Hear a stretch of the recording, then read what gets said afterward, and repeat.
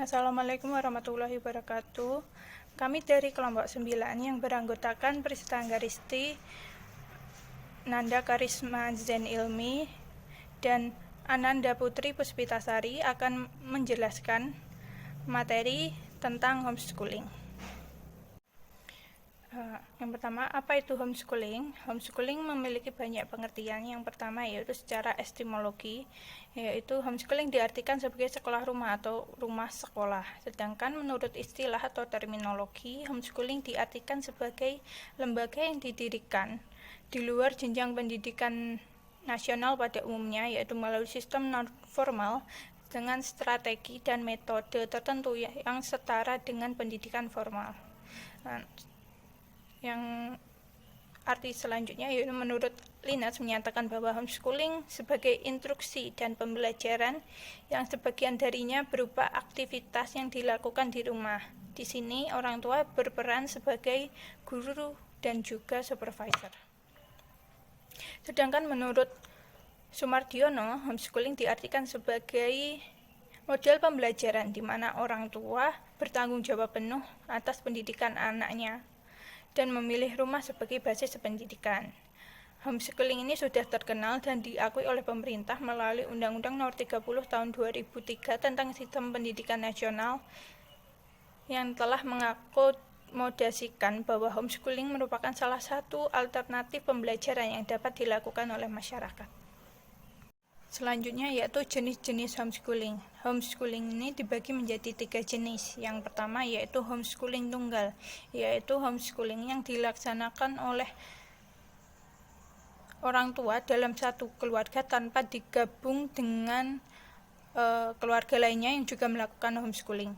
Alasan melakukan homeschooling tunggal yaitu karena ada beberapa tujuan atau alasan khusus yang tidak dapat dikompromikan dengan komunitas homeschooling lainnya. Sedangkan alasan lain yaitu karena lokasi atau tempat tinggal si pelaku homeschooling yang tidak memungkinkan untuk bergabung dengan komunitas homeschooling lain. Yang kedua itu homeschooling majemuk, yaitu homeschooling yang dilaksanakan oleh 2 atau lebih keluarga untuk kegiatan tertentu, tetapi untuk kegiatan pokok tetap dilaksanakan oleh orang tua masing-masing. Alasan untuk melakukan homeschooling majemuk yaitu karena adanya kebutuhan tertentu yang dapat dikompromikan oleh beberapa keluarga untuk dilakukan kegiatan bersama seperti olahraga, seni, musik, dan bahasa. Yang ketiga yaitu komunitas homeschooling. Nah, komunitas homeschooling merupakan gabungan dari beberapa homeschooling majemuk yang menyusun dan menentukan silabus bahan ajar bersama. Nah, alasan orang tua untuk memilih komunitas homeschooling sebagai pilihan pembelajaran anak-anak yaitu yang pertama terstruktur dan lebih lengkap. Yang kedua yaitu tersedianya fasilitas pembelajaran yang baik seperti laboratorium, auditorium, dan fasilitas olahraga yang lengkap. Yang ketiga karena ruang gerak sosialisasi anak didik akan lebih luas tetapi dapat dikendalikan.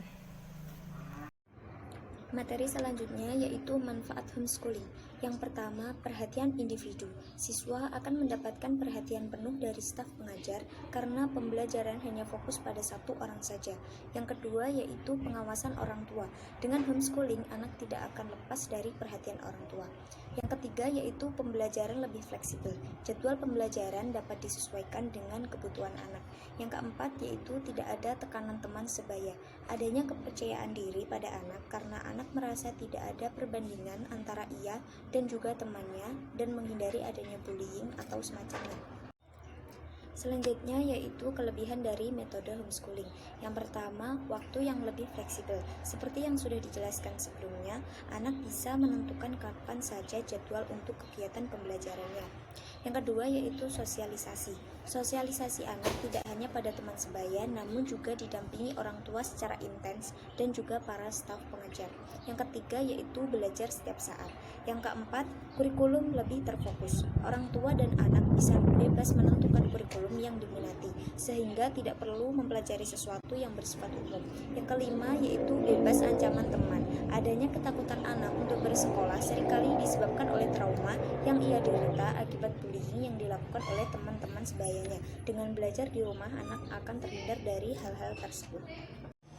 Kekurangan dari metode homeschooling yang pertama yaitu kurang disiplin. Hal ini akibat pembelajarannya yang bersifat fleksibel. Yang kedua yaitu minim kompetensi. Sampai sekarang belum ada standarisasi kurikulum untuk homeschooling karena hal ini masih sangat jarang dilakukan di Indonesia. Yang ketiga yaitu sosialisasi. Sosialisasi sangat diperlukan ketika anak mendapatkan tekanan dan ancaman dari luar.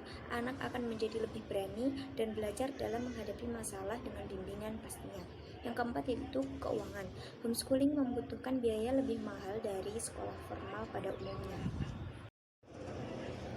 Peran homeschooling dalam membentuk karakter bangsa. Karakter sangat mungkin untuk dikembangkan, salah satunya melalui metode homeschooling karena karakteristik dan metode yang digunakan dalam proses pembelajarannya lebih komunikatif dan tanggung jawab, terlebih dengan support dari orang tua. Selanjutnya, saya akan menjelaskan problematika yang terjadi pada homeschooling. Kemunculan homeschooling dalam dunia pendidikan merupakan salah satu alternatif dalam sebuah kompetisi proses menimba melalui sistem non-formal. Homeschooling juga dapat menimbulkan permasalahan bagi anak-anak dari segi kognisi dan psikososial. Jika permasalahan yang dialami oleh anak tidak segera dicari solusinya, maka akan berdampak pada proses perkembangan dan berbagai perubahan terjadi akibat proses belajar yang salah. Kemudian, anak-anak yang mengikuti homeschooling memiliki berbagai masalah yang berkaitan dengan kognisi dan psikososial yang sangat penting untuk diperhatikan. Ada beberapa faktor yang melatar belakangi anak lebih memilih mengikuti homeschooling daripada sekolah umum seperti biasanya. Di antaranya, faktor tersebut datang dari teman-teman mereka sendiri, kemudian sikap guru yang kurang menghargai murid-murid, serta tekanan akibat prestasi di sekolah. Selain permasalahan yang dihadapi anak di sekolah, adanya peran orang tua dalam mengambil keputusan untuk memasukkan anaknya ke homeschooling. Anak-anak yang mengikuti homeschooling tunggal dan majemuk merasa kesepian karena belajar tanpa ada teman-teman. Sedangkan untuk jenis komunitas, mereka bosan dan jenuh karena hanya bertemu dengan beberapa teman. Problem kognisi yang berkaitan dengan belajar yang mereka alami pada pelajaran non-ekstrak yang kurang diminati. Hubungan dengan lingkungan sosial mereka lebih terbatas karena kegiatan belajar yang berbeda dengan teman-teman yang berada di lingkungan rumahnya. Kemudian interaksi mereka dengan teman yang sebaya sangat minim. Padahal bergaul merupakan salah satu kebutuhan penting bagi anak-anak usia sekolah. Keterbatasan bergaul terutama dengan kelompok seumuran akan membuat anak takut dan gamang dalam bergaul di masyarakat dan cenderung untuk menghindari masalah. Di sekolah perbedaan aspek psikologis tidak dapat dihindari disebabkan pembawaan dan lingkungan anak didik yang berlainan antara yang satu dengan yang lainnya. Dalam pengelolaan pengajaran, aspek psikologis sering menjadi ajang persoalan terutama yang menyangkut masalah minat dan perhatian anak didik terhadap bahan pelajaran yang diberikan. Baik, di sini saya akan menjelaskan teori psikologi pendidikan dalam homeschooling. Adapun teori psikologi pendidikan yang berkaitan dengan homeschooling yaitu yang pertama teori belajar behavioristik. Dalam teori ini, belajar merupakan perubahan tingkah laku sebagai akibat dari adanya interaksi antara stimulus dan respon. Seseorang dianggap telah belajar sesuatu apabila ia mampu menunjukkan perubahan tingkah laku. Dalam prosesnya, anak-anak dalam belajar tidak melulu semangat. Pasti ada suatu waktu anak-anak tidak semangat, tidak memiliki mood, bahkan tidak mau belajar. Disinilah perlu adanya penghargaan atau reward dan punishment atau hukuman, karena hal tersebut memungkinkan anak-anak untuk belajar lebih semangat lagi. Kemudian yang kedua, teori belajar kognitif.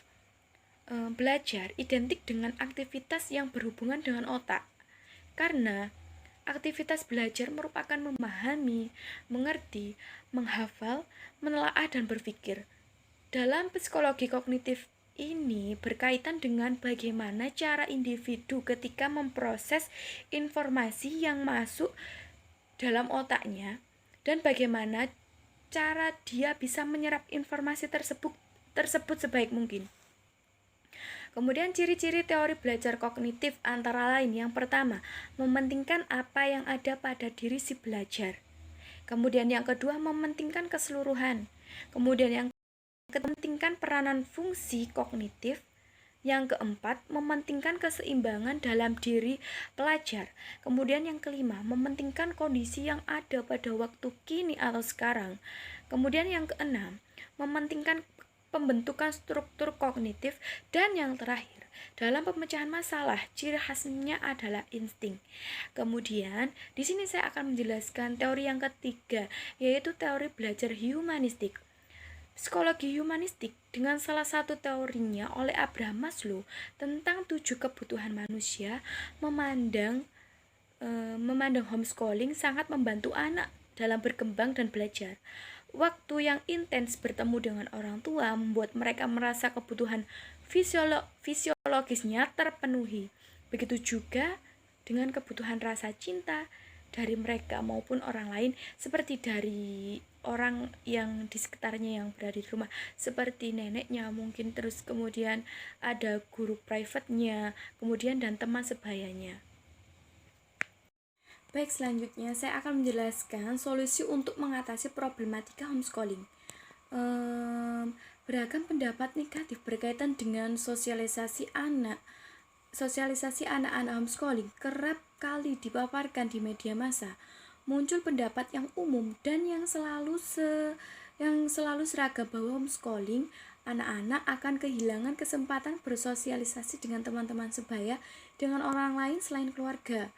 Dikhawatirkan pula banyak anak kehilangan kesempatan bergaul dengan lingkungan yang sangat heterogen, di mana dalam lingkungan tersebut ia akan mempelajari banyak hal yang tidak mereka dapatkan pada homeschooling, seperti perbedaan status, perbedaan kebiasaan, perbedaan latar belakang, saling berbagi, kemudian saling menolong, perbandingan sosial, dan lain-lain dan masih banyak lagi lah contoh lainnya. Kemudian padahal banyak hal yang bisa dilakukan oleh anak-anak sekolah rumah untuk mengembangkan relasi sosialnya, mengendalikan yang pertama itu seperti mengenalkan mereka ke berbagai lingkungan sosial adalah salah satu caranya. Seperti yang pertama, komunitas homeschooling. Anak-anak homeschooling dapat berinteraksi dan bertemu dengan teman-temannya sesama homeschooling melalui media komunitas homeschooling. Melalui komunitas, anak-anak dapat menjalin sebuah hubungan persahabatan dan merencanakan kegiatan yang sesuai dengan kesenangan mereka. Kemudian yang kedua, organisasi spiritual. Organisasi spiritual merupakan sarana yang dapat mengembangkan kemampuan sosialisasi dan empati sosial untuk anak-anak. Contoh dari sarana ini adalah lingkungan remaja, masjid, gereja, kelompok meditasi, dan kelompok spiritual lainnya. Kemudian organisasi sosial, anak-anak homeschooling juga dapat mengembangkan pertemanannya melalui organisasi sosial seperti Karang Taruna, Palang Merah Remaja, dan lembaga-lembaga sosial lainnya. Kemudian di tempat kursus anak-anak homeschooling juga dapat mengembangkan dirinya khususnya di bidang yang diminati. Selain itu, di tempat kursus pula lah anak-anak homeschooling dapat menjalani pertemanan yang sebaya. Kemudian di klub olahraga, untuk anak-anak yang suka melakukan kegiatan outdoor dan olahraga, klub-klub olahraga dapat dimanfaatkan sebagai sarana pergaulan yang sehat. Kemudian klub hobi, sarana ini dapat dijadikan ajang aktualisasi diri dan menjalin pergaulan. Kemudian yang terakhir, forum di internet. Ingat, pergaulan tidak hanya bisa dijalin di kehidupan nyata, tapi juga di kehidupan maya atau virtual, seperti melalui seperti media visual internet, aktivitas blog, mengikuti sebuah forum minat tertentu, atau milis atau social networking memiliki potensi pergaulan yang luas. Kemudian internet juga dapat memberikan peluang pertemanan yang luas melintasi batas kota dan negara.